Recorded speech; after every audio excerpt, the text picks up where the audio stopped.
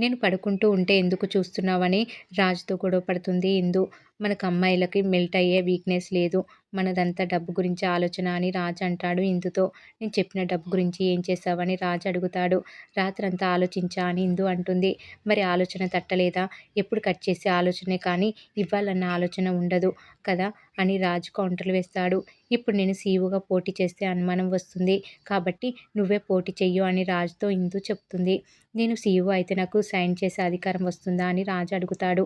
అన్ని అధికారాలు నీకే ఉంటాయి. డబ్బులు కూడా తీసుకోవచ్చు. కంపెనీ మొత్తం నీ చేతిలోనే ఉంటుందని ఇందు చెప్తుంది. అవునా? అయితే డబ్బులన్నీ తీసుకొని ఈ దరిద్రం నుంచి బయటపడొచ్చు అని రాజు లోలోపల అనుకుంటాడు. సీఈఓగా నేను పోటీ చేస్తే నాకు ఎవరు ఓటు వేస్తారు అని రాజు అడుగుతాడు. అందరినీ మేనేజ్ చేయమని రాజుకి ఇందు ఇంటూ ఇస్తుంది. దీంతో బోర్డు మెంబర్లకు ఫోన్ చేసి ఇస్తుంది ఇందు. రాజు అందరితో మాట్లాడి సెట్ చేసుకుంటూ ఉంటాడు. బోర్డు మెంబర్ అభిషేక్‌కి ఫోన్ చేసి రాజు మాట్లాడతాడు. కానీ అతను రేఖ మనిషి అని చివరికి తెలుస్తుంది. మా మేడంకి పోటీగా నిలబడతాను అని సపోర్ట్ చేయమని నాకే డబ్బు ఆఫర్ చేస్తావా అని అనడంతో భయపడిపోయి కాల్ కట్ చేస్తాడు రాజు. ఇప్పుడు రేఖకి ఈ విషయం చెప్తాడేమో అని రాజు అంటే అవునేమో అని ఇందు అమాయకంగా అంటుంది. ఈ విషయం నేనే రేఖ ఆంటీకి చెప్తా. అదే నా మాస్టర్ ప్లాన్. ఏం జరుగుతుందో నువ్వే చూస్తావు కదా అని చెప్పి వెళ్తుంది ఇందు. రాజు కుట్రలు చేస్తున్నాడని జరిగిందంతా రేఖకి చెప్తుంది ఇందు.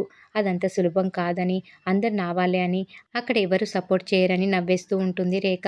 రాజుని అంత తక్కువ అంచనా వేయకండి.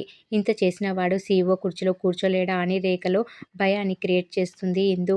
ఇక ఇందు మాటలకు రేఖ ఆలోచనలో పడుతుంది. నువ్వు చెప్తుంటే నిజమే అనిపిస్తుంది అని రేఖ అంటుంది.